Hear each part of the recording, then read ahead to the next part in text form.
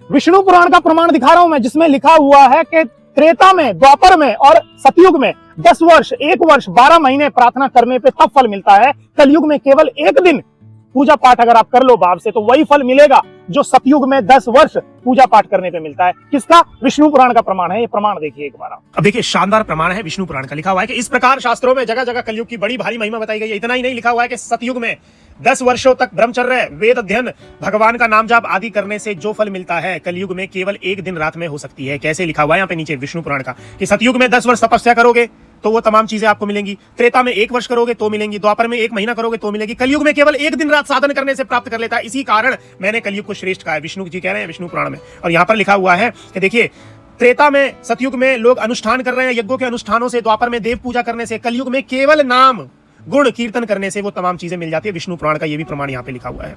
और ऊपर लिखा हुआ है कि देखिए, सतयुग में भगवान का ध्यान करने से, त्रेता में बड़े बड़े यज्ञ करने से, उनकी आराधना करने से, द्वापर में विधि पूर्वक उनका पाठ पूजा करने से, कलयुग में केवल भगवान के गुणों का नाम कीर्तन करने से वह प्राप्त हो जाता है। कहीं ना कहीं यहाँ तक भी मिल जाता है कि कलयुग में भगवान के भजन के बिना मुक्ति हो नहीं सकती। किंतु हम लोगों को कम से कम यह भी मान लेना चाहिए कि अन्य साधनों की अपेक्षा यह भक्ति साधन का सुगम और श्रेष्ठ है, तथा भगवान के नाम और गुणों कीर्तन का फल अन्य गुणों की अपेक्षा कलयुग में अधिक है। और यह भी मान लेना चाहिए कि इससे परमात्मा की प्राप्ति सुगमता से तथा अल्पकाल में हो सकती है। किससे? केवल नाम लेने से।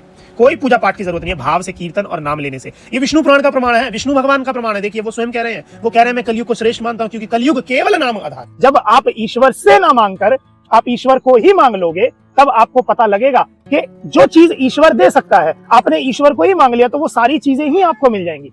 इसलिए ईश्वर से ना मांग करके आप ईश्वर को ही मांग लीजिए। जिस चीज की उम्मीद आपके मन में है वो आपको अपने आप ही मिल जाएगी, क्योंकि ईश्वर आपके पास आ जाएंगे फिर।